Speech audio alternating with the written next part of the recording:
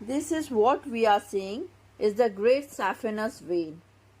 It starts from the dorsal venous arch, medial end of the dorsal venous arch, present on the dorsal aspect of foot. What we are seeing is the right limb. Great saphenous vein is formed by the union of medial end of the dorsal venous arch and first dorsal metatarsal vein, which is coming from the medial side of the great toe. Venous arch, and this is first metatarsal vein, first dorsal metatarsal vein, which is coming from the medial aspect of the great toe. This one. And this is the medial end of the dorsal venous arch. Now, this is the origin of great saphenous vein. It is formed here, and now what we are seeing, it is passing just in front of the medial malleolus. This is medial malleolus, and great saphenous vein passing in front of the medial malleolus. Before passing, it received one more branch. This is known as medial marginal vein. This one is medial marginal vein. Now great saphenous ascend on the medial aspect of the leg. Here we can see, and now it received one more vein, that is the posterior vein of the leg. Posterior vein of the leg coming from the posterior aspect, and now it ascend upward on the medial aspect of the leg. And now what we are seeing, this is the anterior vein of the leg coming from the anterior aspect of the leg, and now it passes on the medial aspect of the knee joint, one hand breadth apart from the patella. What we are seeing here, this is the great saphenous vein. Okay, and now it ascend upward. Here we can see it ascend upward, and now this one is the anterolateral vein of the thigh. This one is what?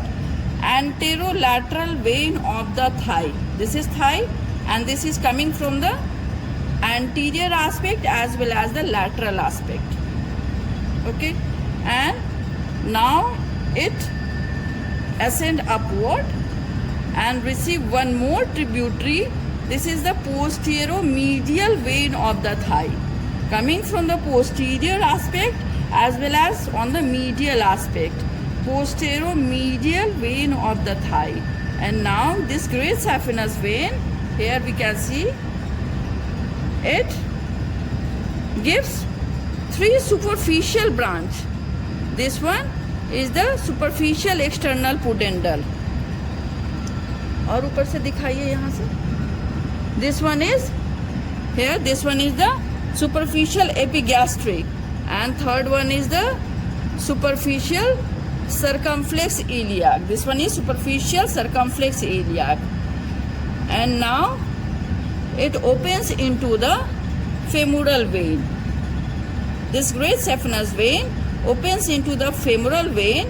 Here the fossa is not intact, but it passes through one opening known as saphenous opening. We can see the lateral margin somewhat, but not intact here. Okay, so it passes from one opening that is known as saphenous opening, which lies 4 centimeter below and lateral to the pubic tubercle. What we are seeing here, this is the inguinal ligament extending from the anterior superior iliac spine up to the pubic tubercle. And this saphenous opening, which is situated here, it is 4 centimeter lateral and 4 centimeter below. Okay, so this is the saphenous opening, and saphenous opening is covered by one fossa which is known as cribriform fossa.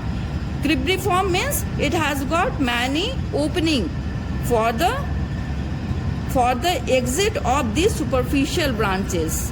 Okay, and this one, the middle one, that is the superficial epigastric, this is of very much clinical significance, that it unite with one of the vein of axillary vein, that is the lateral thoracic vein. This is superficial epigastric, and it make an anastomosis with the lateral thoracic vein, which is the branch of axillary vein, and that anastomotic vein is known as thoracoepigastric vein. Very important.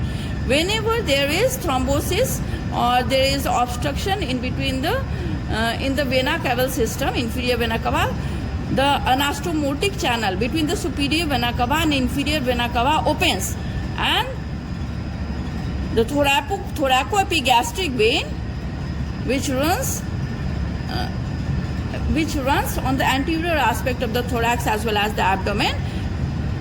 It is an anastomotic channel between the superior vena cava and the inferior vena cava. Very important. Now, what we are seeing here, this is the great saphenous vein. This is the superficial vein of the lower limb. Okay, we all know that the upper limb and lower limb has got two venous system, that is the superficial venous system and deep venous system.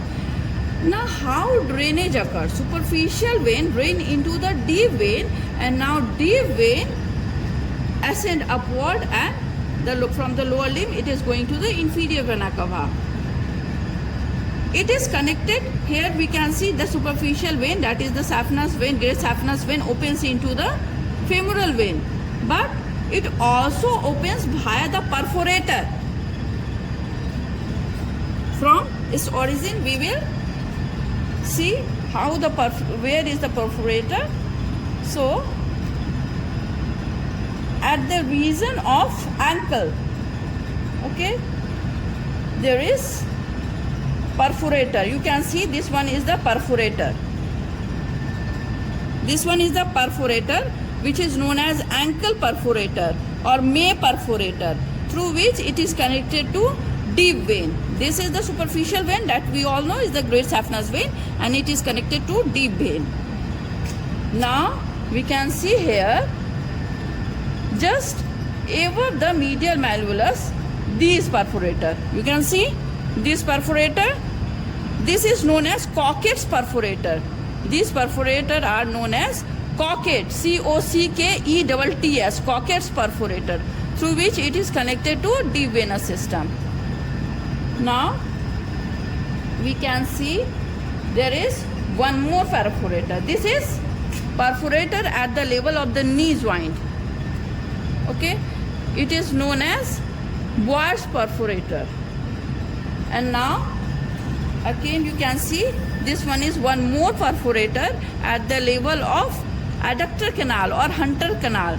It is known as Hunterian perforator. This one, don't confuse with this. This is the anterolateral vein of leg, one of the tributary of great saphenous vein, and this is the perforator. This is Hunterian perforator. Okay, and this vein is accompanied by one nerve, that is the saphenous nerve. This we can see here. This is the saphenous nerve. Great saphenous vein is accompanied by the largest cutaneous nerve of the body, that is the saphenous nerve. Okay, and